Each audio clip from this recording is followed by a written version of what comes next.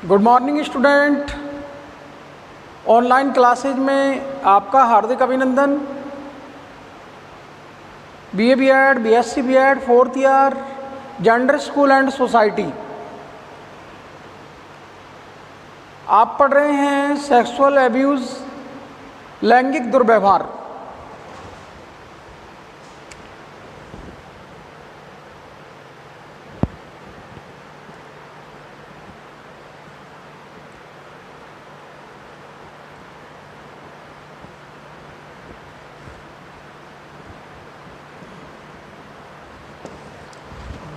प्रशिक्षणार्थियों, आपको लैंगिक दुर्व्यवहार के अंतर्गत राजनीतिक, धार्मिक, सांस्कृतिक, सामाजिक क्षेत्रों में, संवेगात्मक क्षेत्रों में दुर्व्यवहार का मैंने अध्ययन कराया।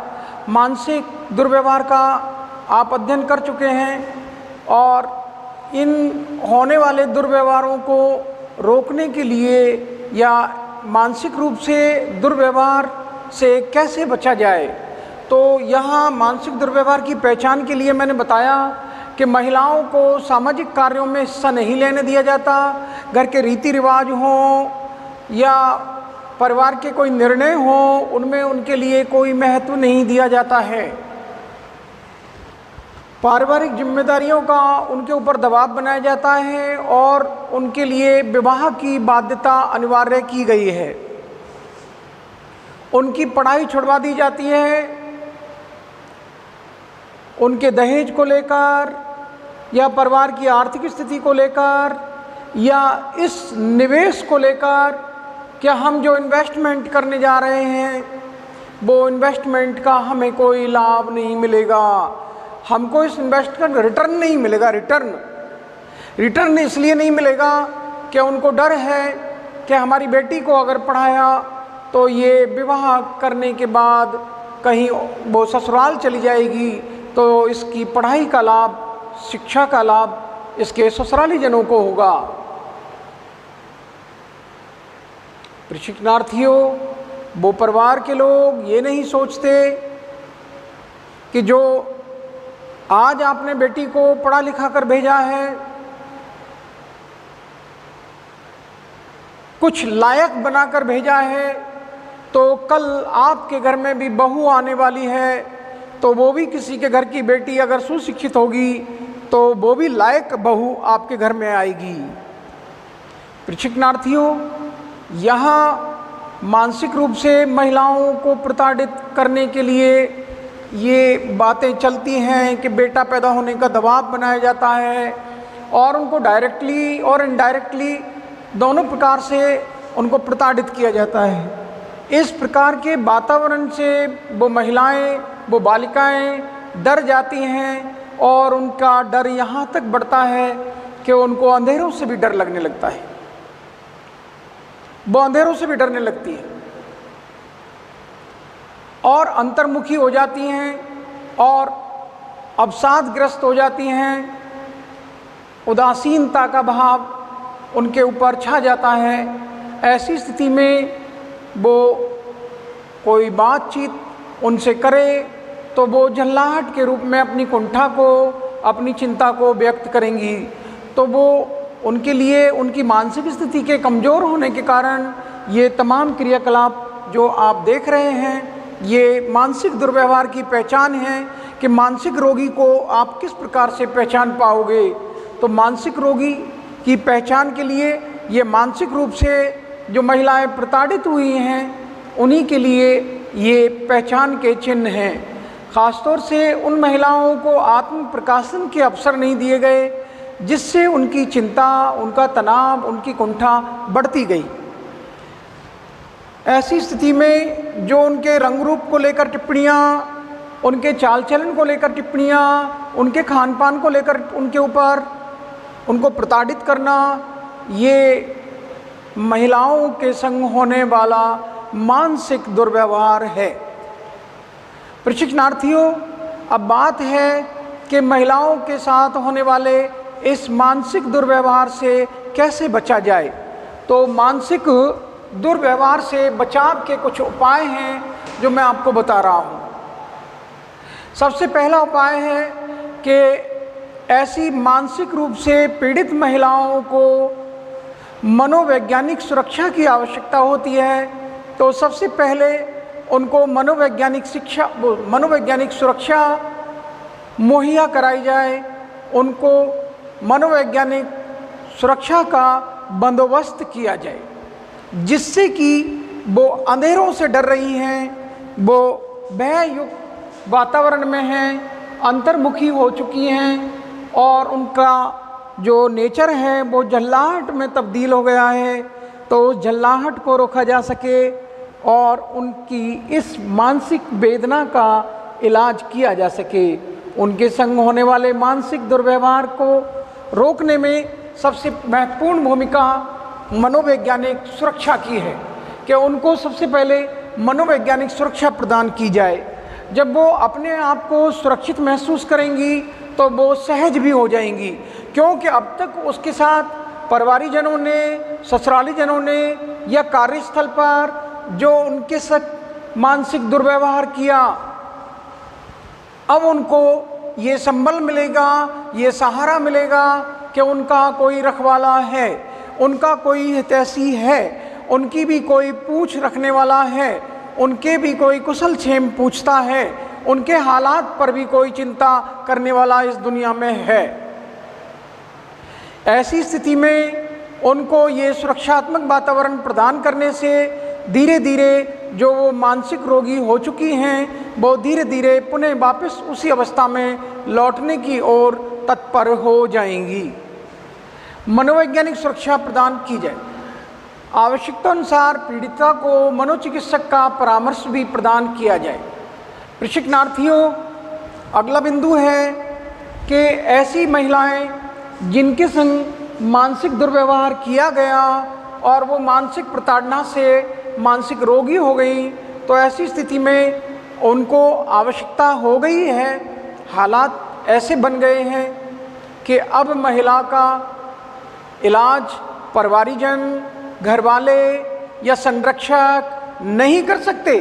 तो ऐसी स्थिति में उस पीड़िता को मनोचिकित्सक को भी दिखाना चाहिए। मनोचिकित्सक से भी उचित परामर्श ऐसे मरीज को, ऐसी पीड़िता को दिलवाना चाहिए। जब मनोचिकित्सक निदान कर देंगे तो उपचार भी हो जाएगा।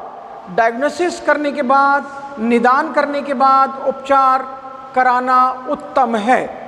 हम लोग गैस लगा लेते हैं और प्राइमरी ट्रीटमेंट या फर्स्ट एड जो दिया जाता है वो हमारे अनुभवों के आधार पर दिया जाता है मरीजों को, तो इसमें अनुभव नहीं, बल्कि जब मनोचिकित्सक डायग्नोसिस कर लेगा कि मर्ज क्या है, तो फिर मर्ज के बाद में उसका उपचार, इलाज भी हो जाएगा। प्रशिक्षणार्थियों, तो सबसे उत्तम बात यही है कि अगर पीड़िता का मर्ज बढ़ गया है, आवश्यकता पड़ रही है, तो ऐसे हालात में ऐसी महिला को आवश्यकता अनुसार उचित चिकित्सक से परामर्श भी दिलवाया जाना चाहिए।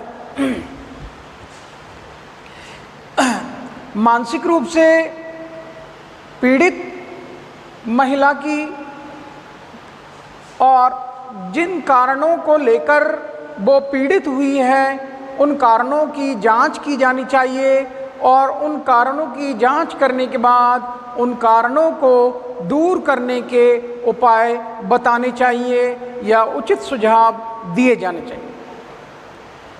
उस महिला की पारिवारिक स्थिति का, उस महिला की सामाजिक स्थिति का, उस महिला के कार्यस्थल का, जहां वो कार्य करती थी, जिस जगह से वो बीमार हुई है, चाहे वो स्कूल कॉलेज हो या कार्यस्थल हो या परिवार हो या ससुराल हो, जहाँ भी महिला के साथ ये मानसिक दुर्व्यवहार हुआ है, वहाँ जाकर महिला की इस बीमारी के कारणों का जांच पड़ताल की जाए और जांच पड़ताल करने के बाद उन कारणों का निवारण भी किया जाना चाहिए। मैं समझता हूँ कारणों का अगर पता लग जाएगा तो उस महिला रोगी को ठीक करने में या मानसिक रोगी को ठीक करने में आसानी हो जाएगी। प्रशिक्षणार्थियों, अक्सर मरीजों का, रोगियों का जो इलाज किया जाता है उनमें उसकी पृष्ठभूमि को कि किस कारण से ये हालात बने हैं उनकी जानकारी नहीं ली जाती। तो मेरा कहना यह है कि यहाँ उचित कारणों का पता लगाया जाए जिससे कि उस रोगी के रोग को रोका जा सके, उस पीड़िता को उचित परामर्श दिया जाए और उसके कारणों का पता लगाकर उनका निवारण किया जाना चाहिए। प्रशिक्षणार्थियों, मानसिक रोगी को ऐसा कहा जाता है कि कभी भी तन्हा ना छोड़ें, क्योंकि तन्हाई में और ये रोग बढ़ जाता है। तन्हाई की हालत में वो मरीज का मर्ज और बढ़ जाता है। मानसिक रोग से पीड़ित व्यक्ति को कभी भी हमको अकेला नहीं छोड़ना चाहिए। अकेले छोड़ने के लिए इसलिए मना है कि हो सकता है वो मानसिक स्थिति उसकी बिगड़ गई है और वो अपने ही लिए शारीरिक क्षति पहुंचा ले या खुदकुशी कर ले या कोई भी अपने शरीर को चोटग्रस्त कर ले।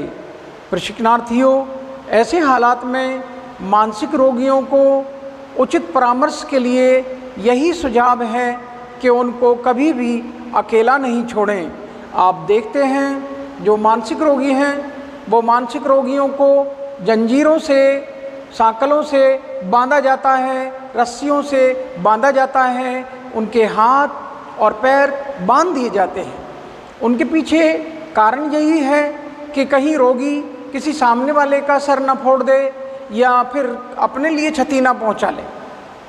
इसलिए पीड़ित व्यक्ति को मानसिक रूप से जिस व्यक्ति के साथ, जिस महिला के साथ में दुर्व्यवहार हुआ है तो उस मानसिक रोगी को कभी भी अकेला नहीं छोड़ना चाहिए। प्रशिक्षणार्थियों, पीड़ित व्यक्ति को अकेला छोड़ने के पीछे और भी कई कारण हैं। शारीरिक चोट का, शारीरिक क्षति का कारण, और तो और ऐसी स्थिति में उसका रोग और बढ़ता जाता है। वो स्वयं को इस दुनिया में, इस संसार में अकेला समझता है और उसके अकेले समझने पर, अकेले महसूस होने पर उसका मर्ज और बढ़ता ही जाता है। उसकी बीमारी अकेले छोड़ने पर घटती नहीं बल्कि और बढ़ जाती है। प्रशिक्षणार्थियों, इन विभिन्न कारणों को देखते हुए, इन विभिन्न कारणों को मद्देनज़र रखते हुए अगर उससे अकेला छोड़ दिया है, मरीज से दूरी बना ली है, तो ऐसी स्थिति में उसका मर्ज और बढ़ जाएगा। तो उससे ना अकेला छोड़ें ना उससे दूरी बनाएं। उसको सहयोग की आवश्यकता है, उसको प्रेम की आवश्यकता है, उसको सुरक्षा की आवश्यकता है। उसकी ज़रूरतों को, उसकी आवश्यकताओं को, उसकी पसंद को पूरा किया जाए। प्रशिक्षणार्थियों,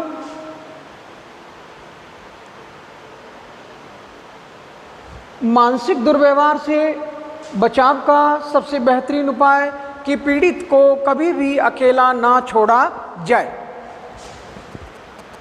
अगला बिंदु है उसकी भावना और रुचियों और मनपसंद के कार्यों का अवसर और प्रेरणा प्रदान करना। प्रशिक्षणार्थियों, ऐसे मानसिक रोगी के लिए उसकी भावनाओं के अनुकूल, उसकी रुचियों के अनुकूल, उसकी मनपसंद के कार्य करने के लिए उसको मौका दिया जाना चाहिए और ऐसे कार्यों को जो मनपसंद के कार्य हैं करने के मौके के साथ साथ उसको प्रेरणा भी प्रदान की जाए, जिससे कि वो मनपसंद के कार्यों में अपना ध्यान लगाए और उसकी बीमारी को दूर करने में आपका ये पहला कदम होगा। जिससे वो अपने मनपसंद के कार्यों को करेगा, तो जो उसके साथ में मानसिक वेदना उसको पहुंचाई गई थी या मानसिक प्रताड़ित उसको किया गया था, तो उसकी मानसिक प्रताड़ना को, उसकी मानसिक वेदना को दूर करने में जब वो अपनी रुचि के कार्य करेगा और अपनी भावनाओं से जुड़े हुए कार्य करेगा और अपनी मनपसंद के कार्य करेगा, तो निश्चित रूप से वह मरीज कुछ ही दिनों में स्वस्थ हो जाएगा। प्रशिक्षणार्थियों, ऐसे मरीजों को सकारात्मक सोच का विकास करना, जैसा कि मैं पहले बता चुका हूँ, मनपसंद कार्य वही हैं कि ऐसे मरीजों के प्रति हमारी सोच सकारात्मक सोच हो। मरीज को ऐसा महसूस ना हो कि अब उसका काफिला लुट चुका है, अब उसका संसार में कोई भी नहीं है, अब वो जी कर के क्या करे। ऐसी स्थिति में मानसिक रोगी को आप ये गीत बताएं कि वो दिन ना रहे तो ये दिन भी ना रहेंगे। रात भर का है महिमा अंधेरा और ये अंधेरा छट जाने के बाद उजाला आता है। रात भर का है, चंद घड़ियों का है, उसको ऐसी सोच विकसित की जाए कि आपके दिन जो वो थे दुख भरे, तो जब आपके अच्छे दिन ना रहे तो आपके बुरे दिन भी नहीं रहेंगे। आप उसको ये पाठ पढ़ाएं कि आपके वो दिन ना रहे, अर्थात अच्छे दिन ना रहे, तो ये दिन भी ना रहेंगे, ये बुरे दिन भी एक दिन दूर हो जाएंगे। रात भर का है महिमा अंधेरा, किसके रोके रुका है सवेरा। चाहे मुसीबतों के आपके ऊपर पहाड़ टूट गए हों, आपका संसार में कोई नहीं, लेकिन आप जब आपका कोई साथ नहीं दे रहा है तो तुम खुद से प्रेम करो। तेरा कोई साथ ना दे तो तू खुद से प्रीत जोड़ ले। और बिछौना धरती को कर, अरे बंदे आकाश ओढ़ ले। तुझे इस धरती को बिछौना कर ले, तुझे घर नहीं दे मिल रहा है, कोई सहारा नहीं मिल रहा है, तो तू बेचैन मत हो। इंसान, ये मर्यादाएं हमारे प्राण के रहते हुए हैं, और जब हमारे प्राण ही नहीं रहेंगे तो इन मर्यादाओं का क्या। तो मर्यादाओं को त्याग सकते हो आप अपने प्राणों को बचाने के लिए। चाहे कोई भी मर्यादाएं आपके ऊपर हों, चाहे वो धर्म की हों, समाज की हों, परिवार की हों, उन मर्यादाओं को त्यागा जा सकता है अपने प्राण बचाने के लिए। तो उसको ये सकारात्मक सोच विकसित की जाए ऐसे मरीज में, ऐसे मानसिक रोगी में, कि आपके वो अच्छे दिन ना रहे तो ये बुरे दिन भी नहीं रहेंगे। ये चक्र है जो चलता रहता है। आज अंधेरा है तो सुबह उजाला भी होगा।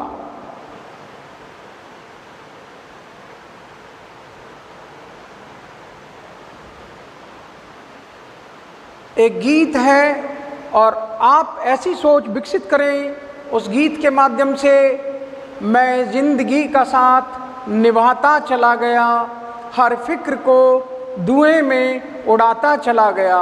बर्बादियों का सोग मनाना फजूल था, बर्बादियों का जश्न मनाता चला गया, मैं जिंदगी का साथ निभाता चला गया। तो उस बीमार के लिए आप ऐसे गीत, ऐसी पंक्तियाँ, ऐसे संवाद, ऐसी बातें, उसमें सकारात्मक सोच विकसित करने की आवश्यकता है। जो उसमें नकारात्मकता आ गई है और वो घुटन महसूस कर रहा है, इस संसार को निस्सार समझ रहा है, इस संसार से उसका मोह भंग हो चुका है, ऐसी स्थिति में उसको प्रेम के द्वारा, और उसमें सकारात्मक सोच विकसित करके उसके लिए सकारात्मक सोच का विकास करके उसके रोग को दूर करने में महत्वपूर्ण भूमिका अदा की जा सकती है। प्रशिक्षणार्थियों, क्या आप मेरी बात समझ पा रहे हैं? मैं किस बात का जिक्र कर रहा हूँ? सकारात्मक सोच ये है कि पॉजिटिव उसके प्रति आप भी रुख रखें और उसको पॉजिटिव सोच के लिए उसकी सोच को विकसित करें कि वो जो कुछ सोचे वो अच्छा सोचे, क्योंकि उसके बुरे दिन आज उसके ऊपर आए हैं तो ये बुरे दिन भी जाने वाले हैं। उसको ये बताया जाए कि उसके बुरे दिन चले जाएंगे, उसके ऊपर मुसीबत जो आई है उसका दूर होना, उस मुसीबत का ख़त्म होना लाजमी है और ये मुसीबत निश्चित रूप से उसके यहाँ से चली जाएगी, उसे छोड़कर चली जाएगी। उस सकारात्मक सोच कि वो सुबह तो कभी आएगी, वो सुबह ज़रूर आएगी। जिस उजाले का आप इंतज़ार कर रहे हैं तो निश्चित रूप से ये अंधेरा भी मिट जाएगा और वो उजाला ज़रूर आएगा। उन सकारात्मक सोच से मरीज को हिम्मत बनाई जा सकती है, मानसिक रोगी को ताकत प्रदान की जा सकती है, मानसिक रोगी को स्वस्थ किया जा सकता है। तो उस मरीज जिसमें नकारात्मकता आ गई है, वो झल्लाहट, वो बेचैनियाँ, वो तन्हाइयाँ, उन सब को त्याग कर वो अपने आप को तरोताज़ा महसूस करेगा कि मैं भी इस संसार में कोई गिरा हुआ नहीं हूँ, मेरा भी संसार में कोई अस्तित्व है। तो वो अपनी गरिमा को पहचाने, अपने आत्मसम्मान को पहचाने और अपने गौरव को पहचाने और अपने महत्व को पहचाने। इन तमाम बातों को जब उसमें ये सकारात्मक सोच विकसित हो जाएगी तभी वो इन बातों को पहचान पाएगा कि इस दुनिया में पुरुष का ही नहीं, स्त्री का भी कोई महत्व है। इस दुनिया में पुरुष की ही गरिमा नहीं, महिलाओं की भी कोई गरिमा है। इस दुनिया में पुरुष का ही आदर सम्मान नहीं, इन महिलाओं की भी कोई आदर और सम्मान और गरिमा है। इस दुनिया में पुरुषों का ही कोई गौरव नहीं, महिलाएं भी अपने आप में एक गौरवशाली इतिहास की धनी हैं और उनका भी एक गौरवशाली इतिहास रहा है और वो भी इतिहास रच सकती हैं। उनको उन विदुषी महिलाओं के, देश की अग्रणी महिलाओं के किस्से बताए जाएं, उन अग्रणी महिलाओं के बारे में उनके जानकारियाँ दी जाएं, प्रेरणा दी जाए कि वो महिलाएं भी स्ट्रगल करके कितना आगे बढ़ी हैं। चाहे वो उन महिलाओं के बारे में बताया जाए कि वो महिला होते हुए भी समाज में किस प्रकार उन्होंने स्थान प्राप्त किया, अपनी एक पहचान बनाई। चाहे वो किरण बेदी हों, श्रीमती इंदिरा गांधी हों या रानी लक्ष्मीबाई हों, रजिया बेगम हों, विभिन्न महिलाओं के हौसलों की और उनको तारीफ़ की जा सकती है। श्रीमती प्रतिभा पाटिल और सोनिया गांधी, बहन कुमारी मायावती या जयललिता, ममता बनर्जी, सुषमा स्वराज, वसुंधरा राजे सिंधिया, स्मृति ईरानी, ऐसे नाम हैं जिन नामों को लेकर उसमें सकारात्मक सोच विकसित की जा सकती है। प्रशिक्षणार्थियों, अगली बात है पीड़ित को पर्याप्त न्याय दिलवाया जाए। जब तक हमारे देश की महिलाओं को कानून की जानकारी नहीं होगी और कानून के प्रति वो जागरूक नहीं होंगी, उनको इंसाफ कैसे मिलेगा? तो महिलाओं को इंसाफ तब मिलेगा जब वो कानून की शरण में आएं, उनकी न्यायपालिका में आस्था हो, वो न्यायपालिका और कानून के प्रति जागरूक हों, वो कानून में यकीन रखें। जो फिल्मों में दिखाया जाता है वही कानून नहीं है। उनको डर रहता है उन फिल्मों के माध्यम से कि अगर हमने इंसाफ मांगा तो हमको न्याय नहीं मिलेगा और उल्टा हम ही को इसके लिए दोषी ठहराया जाएगा। प्रशिक्षणार्थियों, ऐसी स्थिति में जो मानसिक रूप से पीड़ित हैं, उस पीड़िता को पर्याप्त न्याय दिलवाना चाहिए कि कानून की भी अपनी कोई जिम्मेदारियां हैं, कानून भी महिलाओं की मदद के लिए तैयार है और आपकी इस न्याय के प्रति जागरूकता और न्याय की शरण में। प्रशिक्षणार्थियों, जैसा कि मैं आपको बता रहा था कि पुरानी यादों को, पुरानी बातों को उस पीड़िता को याद न दिलाया जाए। प्रशिक्षणार्थियों, जैसा कि मैं आपको बता चुका हूं कि पीड़िता को पर्याप्त न्याय दिलवाया जाए। न्याय तब मिलेगा जब महिलाएं कानून के प्रति जागरूक हों। महिलाएं अगर कानून के प्रति जागरूक नहीं होंगी, कानून की जानकारी उनको नहीं होगी, ऐसी स्थिति में उनकी ये मानसिक प्रताड़ना कम नहीं हो सकती। तो प्रशिक्षणार्थी आवश्यकता इस बात की है कि महिलाओं को जागरूक किया जाए, जिससे कि वो कानून की शरण में आएं और उचित कार्रवाई की जाए और उनको न्याय दिलवाया जा सके। तो मानसिक रूप से प्रताड़ित या मानसिक रूप से दुर्व्यवहार जिन महिलाओं के संग हुआ है, ऐसी मानसिक रोगी या पीड़ित महिलाओं को न्याय दिलवाने की आवश्यकता है, जिससे कि हम उनकी मानसिक वेदना को कम कर सकें। पुरानी बुरी यादों की याद न दिलाए। माना कि याद नहीं जाती, याद न जाए बीते दिनों की, बहुत अच्छी बात है। ये याद भी कैसी याद बनाई है कि जिसको याद करना चाहो वो याद नहीं आता और जिसको भूलना चाहो उसे भूल नहीं सकते। प्रशिक्षणार्थियों, ऐसे हालात में आप उसको वो याद न दिलाएं जो बुरी घटना, बुरी बातें, पुरानी यादें आपने याद दिलाया तो मुझे याद आया था मेरे दिल पर पड़ा कोई गम का साया। तो उसके ऊपर जो गम का साया पड़ा हुआ है, ऐसी स्थिति में आप उसको पुरानी और बुरी बातों को याद दिला रहे हैं तो उसके गम को, उसकी तकलीफ को और बढ़ाना होगा, उसका गम और बढ़ जाएगा। ऐसी स्थिति में इन मानसिक रोगी जो हैं उनको पुरानी और बीती बातें याद न दिलाई जाएं, बल्कि उस सकारात्मक सोच को विकसित करते हुए उसको अपनी मनपसंद के कार्य करने दिए जाएं, जिन कार्यों में उसकी रुचि है वो कार्य करने दिए जाएं और जो उसकी भावनाओं से जुड़े हुए हैं ऐसे कार्यों को करने देना चाहिए, जिससे कि उसका पूरा ध्यान उन यादों में ना जाए और बल्कि इन नए सृजन में, सृजनात्मक शक्तियों में वो अपना ध्यान लगा दे। जो नकारात्मकता परिवार को लेकर, पति को लेकर, व्यक्ति को लेकर, समाज को लेकर या पुरुषों को लेकर जो उसके मस्तिष्क में घर कर गई है, उस मानसिकता को बदलने की आवश्यकता है, उस नकारात्मक सोच को बदलने की आवश्यकता है। इसलिए उसको सृजनात्मक शक्तियों में उसका ध्यान लगाना है, जिसको वो पुरानी बातें, जिससे कि वो अपनी उन पुरानी यादों को याद न कर सके, पुरानी बीती बुरी बातों को याद न कर सके और ना ही उसको ये याद दिलाई जाए।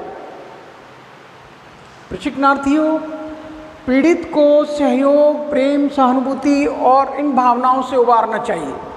जो पीड़ित है, मानसिक रोगी है, ऐसे रोगी के लिए उसको सहयोग की आवश्यकता है, प्रेम की आवश्यकता है, उसको सहानुभूति की आवश्यकता है और इसी प्रकार से उसके उस दुख को, उसकी उस बीमारी को दूर किया जा सकता है, उसको बीमारी से बाहर निकाला जा सकता है। आप देखते हैं कि जितने भी मानसिक रोगी हैं वो सबसे ज़्यादा उनको एक तकलीफ़ होती है, वो तकलीफ़ है नींद का ना आना, अनिद्रा के रोग का हो जाना। मानसिक रोगियों को सबसे पहली पहचान उनकी यही है, जो मैंने आपको सबसे आखिर में रखा है, कि ऐसे मानसिक रोगी है उसको भरपूर नींद का, अर्थात उसको भरपूर नींद दिलवाई जाए। उसको नींद जब आ जाएगी तो उसकी ज्ञानेंद्रियाँ जो निष्क्रिय हो गई हैं वो सक्रिय अवस्था में लौट आएंगी, और जो उसके मनोमस्तिष्क में नकारात्मकता आ गई है वो नकारात्मकता उसके सो जाने से सकारात्मक रूप धारण कर लेगी। तो इसलिए जितने भी मनोचिकित्सक जब मानसिक रोगी का उपचार करते हैं, इलाज करते हैं, तो वो सबसे पहले उस रोगी के लिए नींद दिलवाते हैं, आराम देते हैं, सुकून देते हैं, रेस्ट देते हैं, और उस आराम से, उस सुकून से उसको शारीरिक और मानसिक दोनों प्रकार का जब चैन मिलता है तो वो निश्चित रूप से मन और मस्तिष्क, साउंड बॉडी साउंड माइंड, जब उसकी बॉडी को साउंड कर दिया है नींद देकर, तो निश्चित रूप से उसका माइंड भी साउंड हो जाता है। प्रशिक्षणार्थियों, ये महिलाओं के संग होने वाले मानसिक दुर्व्यवहार से बचाव के कुछ उपाय मैंने आपके सामने रखे। मैं समझता हूँ इन उपायों को अपनाकर हम बड़े से बड़े मानसिक रोगी को ठीक कर सकते हैं, जिनका मानसिक उपचार करने के लिए ये सुझाव दिए गए। मानसिक रोगी को ठीक किया जा सकता है, या मानसिक रूप से प्रताड़ित व्यक्ति को या मानसिक दुर्व्यवहार जिनका हुआ है उन मरीजों को, उन रोगियों को, उन पीड़ितों को इन उपचारों के माध्यम से, इन उपायों के माध्यम से ठीक किया जाना संभव है। मैं आशा करता हूँ, उम्मीद करता हूँ कि आपको मेरा ये पाठ समझ में ज़रूर आया होगा। मैं अपनी वाणी को यहीं विराम देता हूँ और आप लोगों को धन्यवाद ज्ञापित करता हूँ। आपने विनम्रतापूर्वक मेरे पाठ को सुना, सोचा, समझा और जाना। प्रशिक्षणार्थियों, समझ में नहीं आता है पूछ लीजिएगा, आपको जो भी उचित प्रश्न होगा उचित जवाब दिया जाएगा। मैं पुनः अपनी वाणी को विराम देता हूँ और आपको धन्यवाद ज्ञापित करता हूँ। Thank to all of you. Okay.